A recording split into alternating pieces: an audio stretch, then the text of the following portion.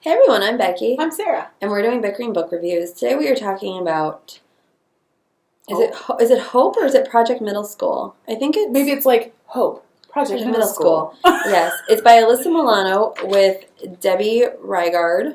Because they got a couple more planned already, like already in the works. I think so, yeah. It's like a series. And Eric S. Keyes is the illustrator. Really? And that's what it says. That's a lot of people working on one book. There's a lot of people working on this book, yeah. And this book is about Hope. She's 11 years old. She's going into 6th grade. And she is really into STEAM. And she's starting school, and she's just kind of figuring out, like, how to fit in and, like, where she belongs. And she's dealing with, like, mean people, mean girls, and, like, the boys who are trying to take over science club. And, like, they're building, like, a Rube Goldberg machine. And she wants to code the robots, but she gets stuck doing, like, just the building because the boys take over the coding, and it's kind of, like, from there, basically what it's about. So, and actually you're kind of talking about where a piece of my problem comes in. Hope is really talking about how it was, like, a boys against girls kind of issue, and that the girls were being kept down and kind of, being discriminated against, but it was never developed enough for you to understand what the heck she was even talking about. So, I wanted to like this book because I was like, it's a book about a little girl who likes STEAM and it's gonna be like empowering, and it just didn't work for me. Because it didn't work as a book. So the narrative voice is off. The narrative voice isn't great. And I told Sarah, like, literally as I was reading this book, in my head, the whole thing sounded kind of like this. Like, she's all bouncy and da-da-da-da-da, which is great in different mediums. But, like, this is a book that should be for, like, a 6th grader, and Hope sounds like a perky 3rd grader. Yeah, I mean, I think the voice would have worked had it been a cartoon. I think this should have been an animated, like, series, and maybe it's gonna be an animated series. But like, even like the illustrations look kind of cartoony because it feels like this is a novelized version of a cartoon. Exactly. And those are never as good as the original kind of cartoon, right? Or at least in my experience. And the thing is, like, Hope is talking about programming robots and working in this school program, which is great that you've got this girl who wants to build robots and who wants to code and who wants to be a scientist. That's awesome.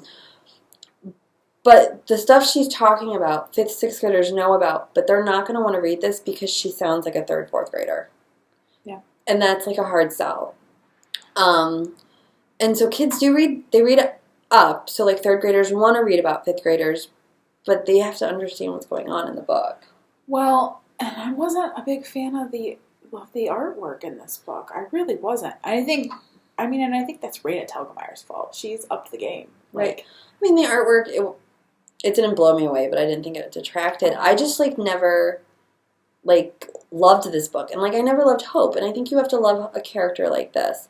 Like, yeah, I wanted to like it, but I wanted to like it. Like, I was excited about this book. I was desperate to like it, and it just didn't happen. Because we need books for girls about STEAM. It's as simple as it gets. Well, and Hope is interracial.